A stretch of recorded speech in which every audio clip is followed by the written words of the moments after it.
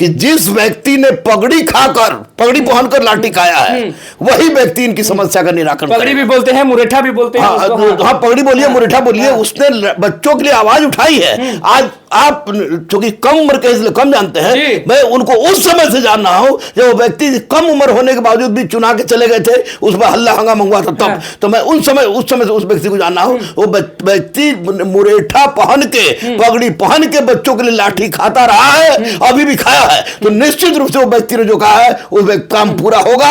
नमस्कार, मैं हूं अनुकुल तिवारी और आप लाइव सीरीज देख रहे थे। देखिए हमारे साथ दरोगा गुरु रहमान मौजूद हैं। सवाल होगा नियोजित शिक्षकों के बारे में, सवाल होगा शिक्षक अभ्यर्थियों के बारे में। सरकार में जब नहीं थे, भाजपा जब नहीं थे, तो डाक बंगला चौराहा आपको याद है कि शिक्षकों के लिए उतरे थे और लाठी खाए थे बहुत।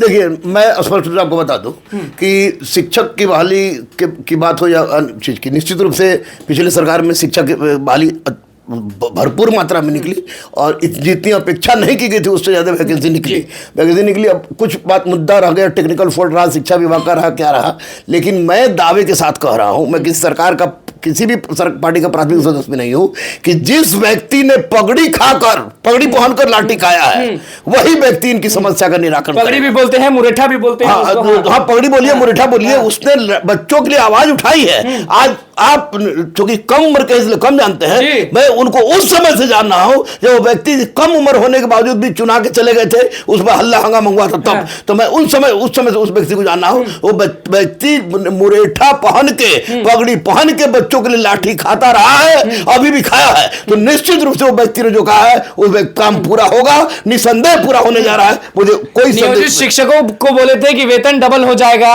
और उनको राजकर्मी का दर्जा भी मिलेगा, परीक्षा देने की जरूरत नहीं है, लेकिन अभी तो हल्ला है कि बीएससी भी एग्जाम लेगी परीक्षा, और वो भी बीपीएससी के सिलेबस है। नहीं, बीपीएससी के सिलेबस की बात नहीं है। नियोजित शिक्षक के बारे में स्पष्ट रूप से मैं आपको बता दूं कि इन लोगों ने जो भी कहा था कि परीक्षा देने की आवश्यकता नहीं है, कौन परीक्षा देने की आवश्यकता नहीं है? जो परीक्षा हो रहा था इन लोग टीचरों का उनसे, लेकिन वेदर द क्वेश्चन है अबाउट सक्षमता, तो सक्षमता की बात होनी चाहिए। तो सक्षमता बिल्कुल लिबरल उनका रहेगा। और वैसी परिस्थिति में जिसने भी कहा, माननीय सुशील मोदी ने कहा तो हो या पगड़ी वाले ने कहा तो, निश्चित रूप से उनके प्रति सजग है। वाले पे लाठी चली थी, आपको मालूम होगा। मुझे पता है, इसलिए मैं कह रहा हूं कि लाठी खाता रहा है वो व्यक्ति, और वो व्यक्ति निश्चित रूप से बच्चों के साथ था, है और रहेगा। और मैं दावा कर रहा हूं आपके साथ कि मैं बच्चों के साथ उस पगड़ी वाले के पास जाऊंगा और बच्चों के लिए। आप पगड़ी वाले के पास जाएंगे, मतलब आप कह रहे हैं कि आप उप मुख्यमंत्री सम्राट चौधरी के घर जाएंगे? हाँ, बिल्कुल जाएंगे, इसलिए मुझे विश्वास है। क्या बोलेगा वहां जाके? मान लीजिए पहुंच गए आप, तो क्या बोलेगा? अपना बात रखेंगे? बिल्कुल, मैं अपना बात रखूंगा। मुझे विश्वास है सुशील मोदी पर, मुझे विश्वास है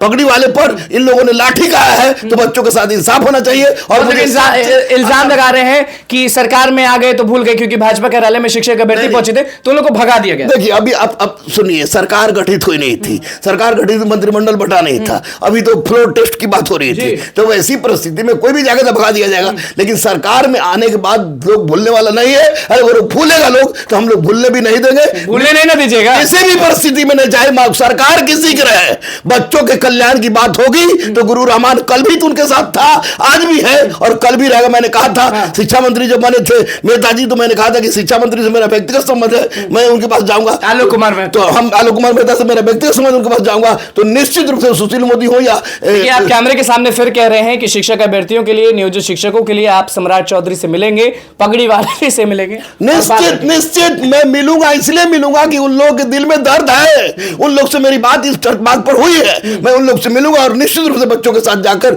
उनके साथ मिलूंगा। सुशील मोदी ने कहा था कि 40,000 सप्लीमेंट्री, क्या इस पे आप बोलेंगे कि मिलेगा सप्लीमेंट्री? बिल्कुल, मैं पूछूंगा कि आपने किस आधार पर बोला था? अगर 40,000 सप्लीमेंट्री की बात है कि हम रहते तो 40,000 सप्लीमेंट्री मिलता। देखिए, अब तो है पक्ष और विपक्ष में कुछ लोग बढ़ा चढ़ाकर बोलता है, लेकिन कम से कम 539 भी किसी भी दृष्टिकोण से उचित। अच्छा, आप देखें कि इतना आया है तो दिमाग में क्या है? नहीं, बिल्कुल गलत है, ये गलत है। 540 किसी भी दृष्टिकोण से गलत है। और मैं इसके लिए माननीय सुशील मोदी से और माननीय पगड़ी वाले भैया से मैं मिल के बात करूंगा कि सप्लीमेंट्री क्या बात करेगा? नियोजित शिक्षकों के न्याय के बारे में बात? नियोजित शिक्षक को राजकर्मी का दर्जा मिले, सक्षमता परीक्षा में इनके लिए जो आधार हो बिल्कुल उसी तरह का हो। आधार की उनका कंप्लेन यही है कि अगर हम परीक्षा देंगे तो वेतन में बढ़ोतरी चाहिए। हाँ बिल्कुल, वेतन में बढ़ोतरी होगी, होगी। पगड़ी वाले ने कहा है ना, उन्होंने तो कहा था डबल होगी। डबल, तब ट्रिपल की बात नहीं होती है। अब कह दे कि 5 लाख होगी, इसका मतलब होता है, लेकिन वेतन में बढ़ोतरी होगी उनकी, निश्चित रूप से बढ़ोतरी होगी। और मैं कह रहा हूं भैया, मैं कह रहा हूं कि मैं सम्राट चौधरी से मिलूंगा,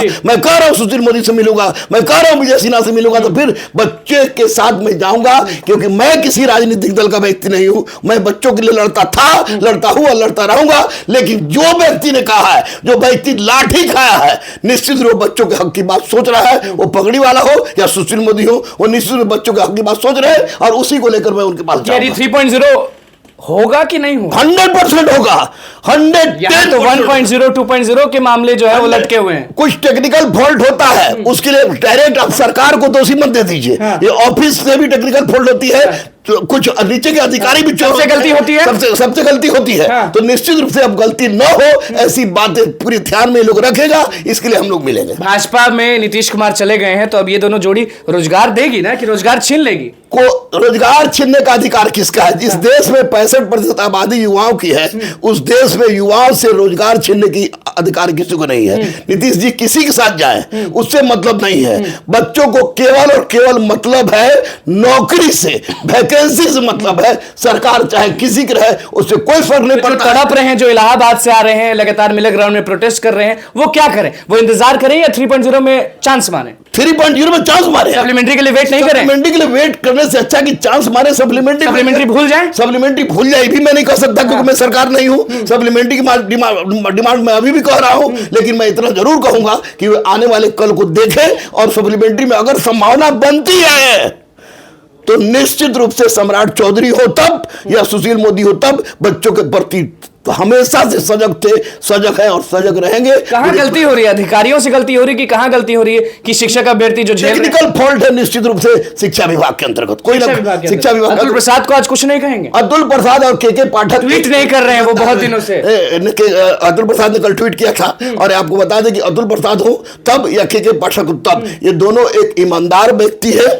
निश्चित रूप से नीचे से टेक्निकल फॉल्ट कहीं है, उस टेक्निकल फॉल्ट को लोग सुलझाए, और टेक्निकल फॉल्ट को सुलझाने के लिए मैं माननीय सम्राट चौधरी से, माननीय सुशील मोदी से, जिससे होगा उससे मैं बात करूंगा, अहिंसात्मक रूप से उनके साथ। 3.0 सामने है, आपको भी मालूम होगा। जो एसटीटी अपियरिंग वाले हैं वो अभी से चिल्लाने लगे हैं, अभी से माथा पीट रहे हैं कि हमें मौका मिलेगा कि नहीं मिलना चाहिए। बिल्कुल बिल्कुल मिलना चाहिए, बिल्कुल मिलना चाहिए हर मुद्दे पर। क्योंकि आज मैं जा रहा हूं बाहर, बिहार से बाहर जा रहा हूं, मेरा व्याख्यान है कल, तो अब मैं आ रहा हूं। आने के बाद निश्चित रूप से मैं उन तमाम लोगों से बोलना बंद तो नहीं करिएगा।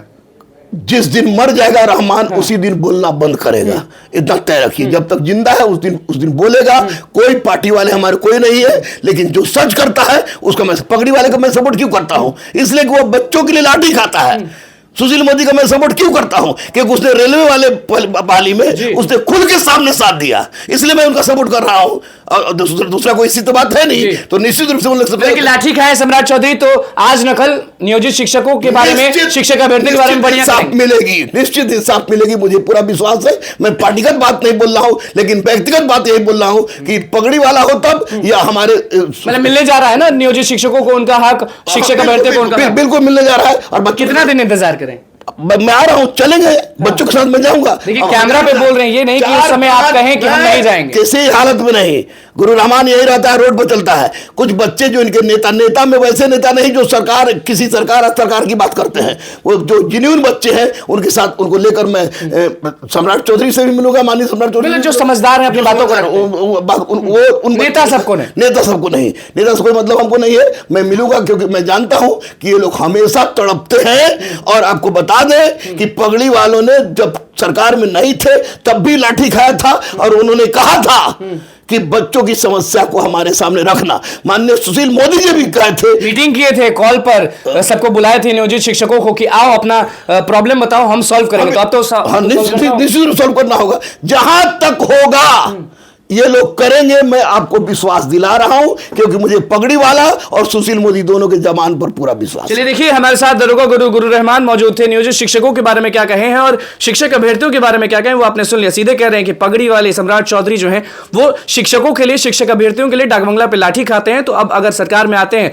तो इंसाफ कैसे नहीं दिलाएंगे। और बस कुछ दिन रुक जाइए, हम शिक्षक अभ्यर्थियों को लेकर, नियोजित शिक्षकों को लेकर वहां पे पहुंचेंगे और बात रखेंगे। सामने कोई भी हो, गुरु रहमान चुप नहीं होने वाला है, क्योंकि हक हमेशा दिलाते हैं, दिलाते रहेंगे। अब आगे जो होगा वो हम आपको बताएंगे जरूर कि दरोगा गुरु रहमान पहुंचते हैं कि नहीं पहुंचते हैं, क्योंकि बस देखना जरूरी है। तो बस ICT के साथ बने में चैनल को सब्सक्राइब करें, लाइक करें। धन्यवाद।